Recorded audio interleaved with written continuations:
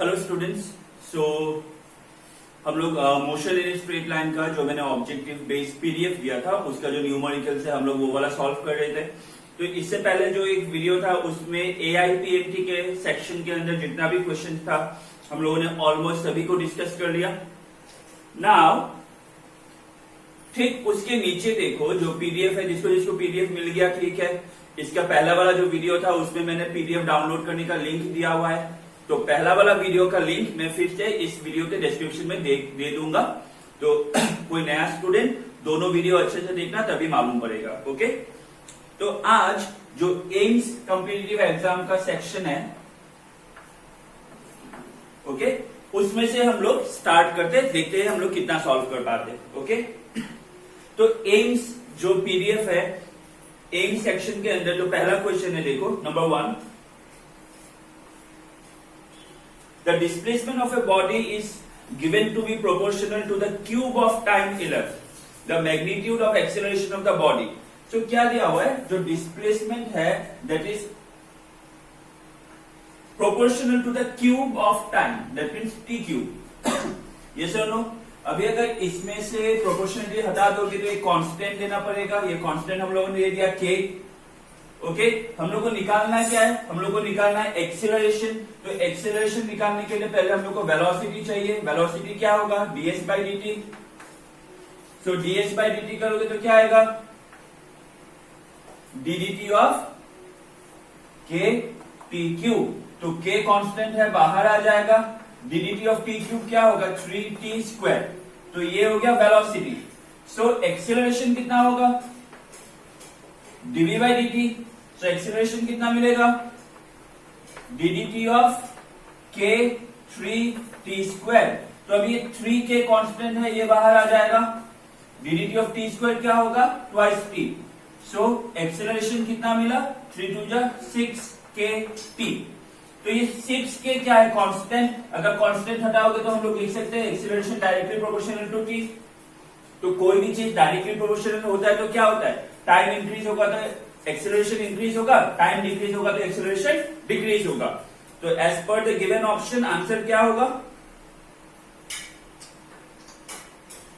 Number A, increasing with time. The magnitude of acceleration of the body is increasing with time.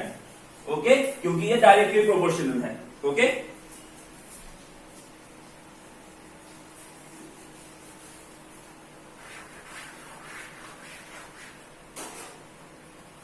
next question number 2, the velocity of a bullet is reduced from 200 meter per second. so initial velocity कितना दिया हुआ है, 200 meter per second to 100 meter per second. so final velocity कितना हो गया, reduce होने के बाद 100 meter per second while traveling through a wooden plank of thickness 10 centimeter. तो ये thickness क्या हो जाएगा, distance travel 10 centimeter। इतना ट्रेवल किया ना तो ये डिस्टेंस हो जाएगा। The retardation assuming it to be uniform. So हम लोग ये फॉर्मूला यूज कर सकते हैं। वी नो दैट रिटार्डेशन मतलब एक्सीलरेशन निकालना है। We know that v square minus q square equal to twice a s. तो v कितना था, 100 स्क्वायर माइनस क्यू कितना है, 200 square equal to twice a s कितना है, 10 सेंटीमीटर। दैट मीन इसको मीटर में लोगे तो 0.10 मीटर है कि नहीं। तो ये कितना आ जाएगा, ये आ गया 1 2 3 4, ये आ गया 2 स्क्वायर हो गया 4, साथ में 1 2 3 4, ठीक है। ये हो गया a इंटू 0.20। ओके, सो यहां पे कितना मिला, 0.20 a इक्वल्स टू 1 2 3 4 1 2 3 4। तो 40 माइनस 10 करोगे तो कितना आएगा, -30 है कि नहीं। So therefore acceleration a equals to -30,000 divided by 0.20। तो इसको डिवाइड करोगे तो कितना आएगा, देख लो एक बार, 0.20 कितना आएगा, एक्सीलरेशन इक्वल टू -15 1 2 3 4 करके देखो। ओके, तो इसको हम लोग लिख सकते हैं -15 into 10 to the power 4 metre पर सेकेंड स्क्वायर। क्यों? क्योंकि 4 जीरो है, सो 10 टू द पावर 4। तो हम लोग का ऑप्शन कौन सा होगा इसमें? Option D, 15 into 10 to the power 4। ये माइनस क्या समझा रहा है? रिटार्डेशन, इसीलिए माइनस आया है कि नहीं? चलो कॉपी कर लो फटाफट। Done.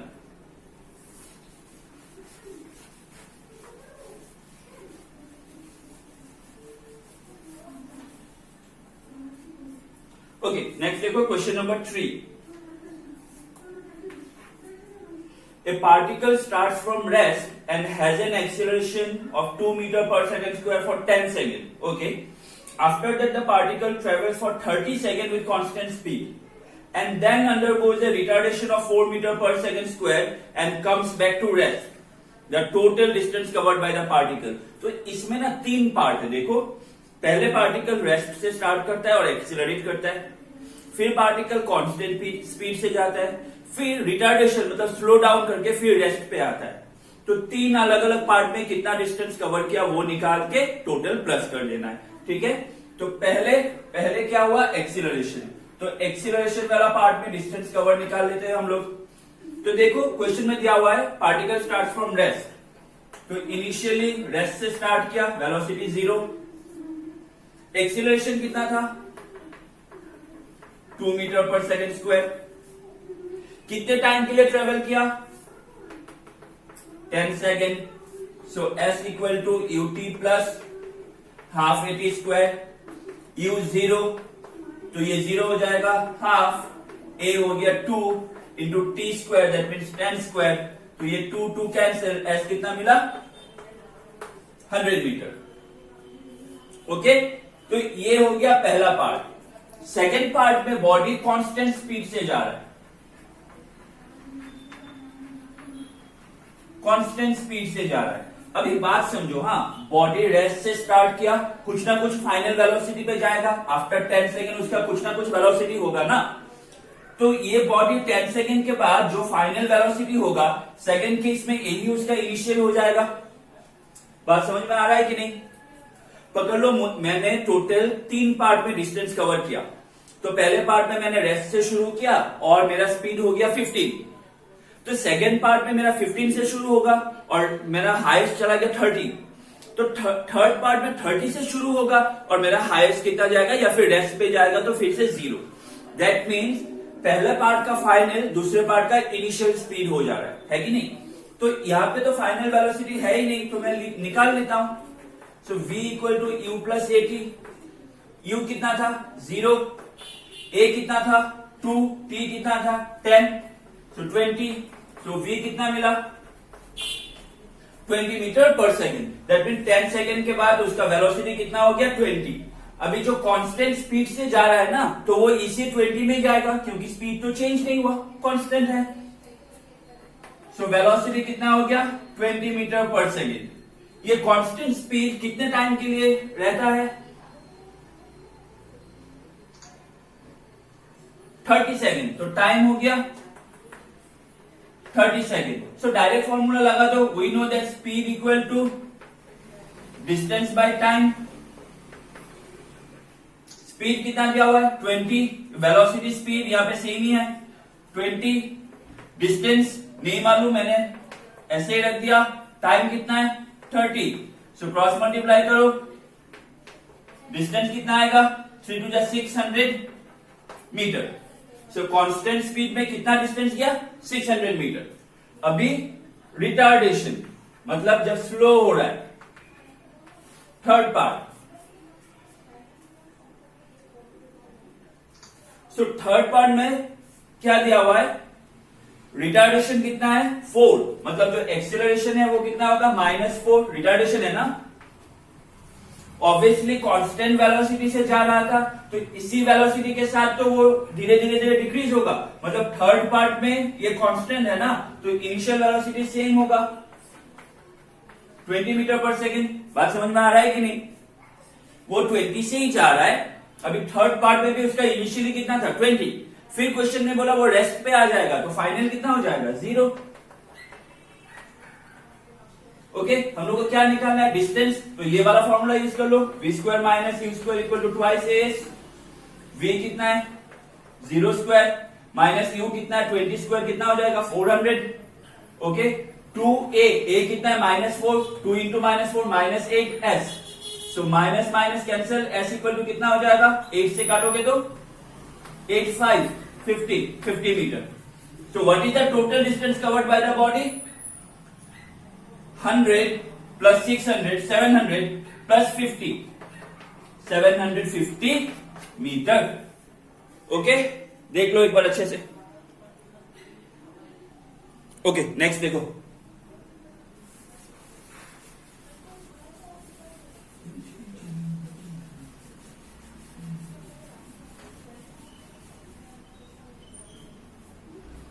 The body A starts from rest with an acceleration a1. After 2 seconds, another body B starts from rest with an acceleration a2. If they travel equal distance in the 5th second after start of A, then ratio of a1 and a2 is okay. A कब start होता है? अच्छा question में बोला है after the start of A 5th second. तो A start होने के बाद 5th सेकंड कंसीडर करना है, लेकिन बोला है डिस्टेंस जब A स्टार्ट होने के बाद 5th सेकंड जाएगा तब A और B का डिस्टेंस कवर्ड इक्वल हो जाएगा. नाउ A का जब 5th सेकंड जाएगा B का कितना जाएगा 3rd सेकंड. क्यों? क्योंकि B तो 2 सेकंड बाद स्टार्ट किया ना. A स्टार्ट हुआ 1 2 3 4 5 2 सेकंड बाद B स्टार्ट हुआ तो A के 2 सेकंड बाद तो A का जब 5 हुआ B का कितना होगा 3. तब जाके दोनों का डिस्टेंस ट्रेवल इक्वल हो गया. Okay so according to question as 5th distance travel in the 5th second by A is equal to as 3rd distance travel in the 3rd second by B. So as 5th का formula क्या होगा u plus a by 2 twice n minus 1 equals to u. ये a1 ले लिया u plus a2 by 2 twice n minus 1. दोनों rest से शुरू हो रहा है तो u क्या होगा 0 प्लस इसका एक्सीलरेशन a1 लिया a1 by 2 twice n के जगह क्या आएगा 5 minus 1 2 into 5 minus 1 equals to 0 plus इसका acceleration a2 divided by 2 2 into n की जगह क्या आएगा 3 minus 1. तो ये 2 कैंसिल. सो a1 इंटू कितना आया 5 to the 10 minus 1 9. a2 into कितना आया 3 to the 6 minus 1 5. So therefore a1 divided by a2 कितना हो जाएगा 5 by 9. 5 is to 9. So कौन सा ऑप्शन होगा रे? Option A 5:9. ओके देख लो.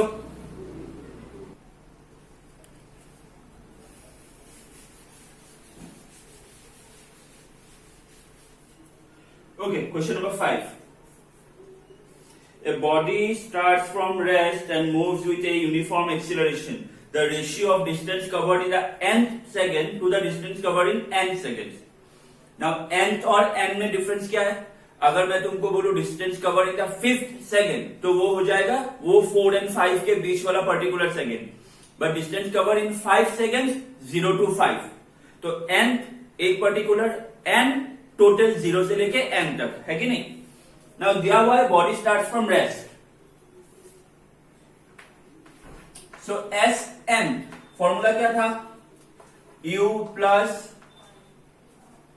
a by 2 twice n minus 1. u कितना है 0 तो कितना मिलेगा a by 2 twice n minus 1. और s n के लिए ये वाला formula ut plus half at square. यहाँ पे t क्या है n. बात समझो ना, मतलब जैसे हम लोग बोलते हैं distance cover in 5 second 6 second 10 second, यहाँ पे बोला है n सेकेंड. तो n सेकेंड के लिए कौन सा formula s equal to ut plus half at square. t equal to क्या होगा n. So s n equal to u 0 है तो ये 0 हो जाएगा हाफ ए टी के जगह आएगा n स्क्वायर क्योंकि टाइम कितना है अभी n. सो अभी दोनों को डिवाइड कर दो s n by s n. तो ये कितना हो जाएगा a/2 twice n minus 1 divided by half an²। तो ये 2a2 कैंसिल, तो यहां पे क्या बचा a भी कैंसिल, तो यहां पे क्या बचा twice n minus 1 divided bye n²। तो ये n² को ऐसे लिख सकते हो twice n by n² minus 1 by n²। दिख रहा है कि नहीं? तो ये n कैंसिल, तो 2 by n minus 1 by n²। तो ये होगा आंसर।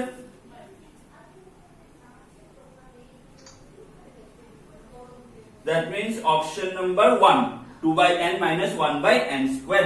रेशियो बोला था ना, तो ये हो गया ratio. Okay,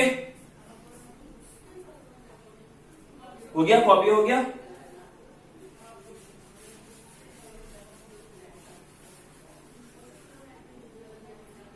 okay, question number 6। A particle moves along the x-axis. The position x of the particle with respect to time is given by acceleration of the particle. ये तो इससे सिंपल है। x इक्वल टू क्या है b0 plus b1t plus b2t²। Acceleration निकालना है, तो पहले velocity dx by dt direct करो। ddx ऑफ b0 कांस्टेंट है 0 plus ddx of b1t, b1 बाहर आएगा, ddx of t is 1 plus b2 constant बाहर आ गया, ddx sorry not ddx ddt of t² twice t। So velocity कितना मिला twice bt plus b1। तो acceleration कितना होगा dv बाई dt। तो इसको करोगे तो ट्वाइस b कांस्टेंट बाहर आएगा, dt of t is 1, b1 constant 0। तो आंसर कितना होगा ट्वाइस b। ऑप्शन देख लो। अच्छा सॉरी, ये b2 था ना, ये b2 था, तो ये ट्वाइस b2 हो जाएगा। तो ऑप्शन होगा option number D. Now question number जो 7, 8, 9, 10, 11 है वो खुद ट्राई करना, क्योंकि वो बाद में चाहिए, अभी अपकमिंग एग्जाम के लिए नहीं चाहिए। Motion in with respect to gravity नहीं आने वाला है, ठीक है। सो वो बाद में खुद ट्राई कर लेना, कुछ प्रॉब्लम हो तो मुझको पूछ लेना, लेकिन ये अपकमिंग एग्जाम के लिए नहीं चाहिए। ओके, सो नेक्स्ट हम लोग आ जाते हैं क्वेश्चन नंबर 12 पे, जो कि ग्राफ दिया हुआ है। Which of the following velocity time graph shows realistic situation? मतलब ये जो 4 ग्राफ है इसमें से कौन सा ग्राफ पॉसिबल है? सब दिया हुआ है वेलोसिटी टाइम ग्राफ। पहला ग्राफ ऐसा है कि नहीं? जो दूसरा ग्राफ है वो ऐसा है, जो तीसरा ग्राफ है वो ऐसा है, और जो चौथा ग्राफ है वो ऐसा है। तो ये वेलोसिटी, ये time, velocity time, velocity time, velocity time. Now देखो, ये ग्राफ को अगर ऐसे काटोगे तो एक ही टाइम पे 2 वेलोसिटी मिल रहा है कि नहीं?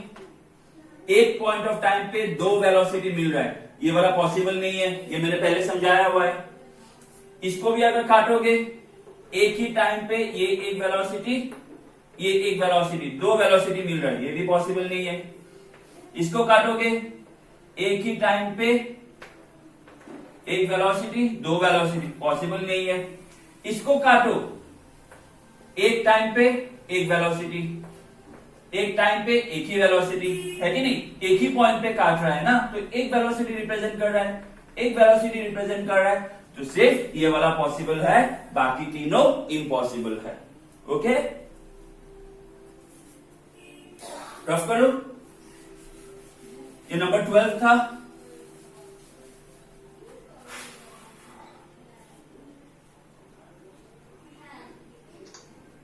चलो इसका लास्ट बाकी है number 13। A body starting from rest, तो रेस्ट से स्टार्ट हो रहा है, यू क्या होगा 0, moves along a straight line with constant acceleration. The variation of speed with distance s is. Okay, तो speed versus distance graph. So u0 तो हम लोग को मालूम है v square minus u square equal to twice as. u0 so v square equal to twice as. Acceleration बोला constant है, तो ये दोनों constant, so v square directly proportional to distance है कि नहीं? v square directly proportional to distance. अगर v directly proportional to distance होता तो स्ट्रेट लाइन मिलता. अगर v और डिस्प्लेसमेंट डायरेक्टली प्रोपोर्शनल होता या डिस्टेंस डायरेक्टली प्रोपोर्शनल होता तो स्ट्रेट लाइन मिलता. ये मालूम है कि नहीं? दोनों प्रोपोर्शनल होगा तो एक स्ट्रेट लाइन मिलेगा. लेकिन यहाँ पे v square directly proportional to distance है कि नहीं? तो जब वेलोसिटी और डिस्टेंस का ग्राफ प्लॉट करोगे तो ये ऐसे एक पैराबोला मिलेगा. इसको पैराबोलिक बोलते हैं. थोड़ा कर्व हो रहा है ना, तो इसको पैराबोलिक बोलते हैं. ठीक है, तो जब v स्क्वायर है directly proportional to displacement square है ना, तो ये ऐसा पैराबोलिक मिलेगा. ठीक है, और ये किस तरफ ऐसे जा रहा है? ऊपर की तरफ जा रहा है कि नहीं? इस तरफ जा रहा है. तो ये होगा हम लोग का आंसर. दैट मीन्स कौन सा ऑप्शन होगा? Option number 1 2 3 4, option D. इसको थोड़ा ऐसा करना होगा, मतलब ये पूरा ऐसे कर्व नहीं होगा, ये ऐसे जाके ऐसे हो जाएगा. ठीक है, पैराबोलिक होगा, ऐसे जाके ऐसे हो जाएगा. ठीक है, ऐसे जाके थोड़ा सीधा जैसा हो जा रहा है. v एक्सिस के साथ सिमेट्रिक हो रहा है. ठीक है, v स्क्वायर है ना, तो ये v के साथ सिमेट्रिक हो रहा है ऐसा. ओके, सो एम्स के अंदर जो क्वेश्चन था वो हम लोगों ने डिस्कस कर लिया. अभी क्या बाकी रहा? अभी बाकी रहा जो जेडब्ल्यू के अंदर क्वेश्चन है, तो वो खुद ट्राई करना थोड़ा, अगर पॉसिबल हो, क्योंकि एग्जाम संडे को है, परसों है. अगर हो तो मैं कल एक वीडियो बना दूंगा, नहीं तो थोड़ा ट्राई करना. जो समझ में नहीं आए एक बार मुझको पूछ लेना. ठीक है, थैंक यू.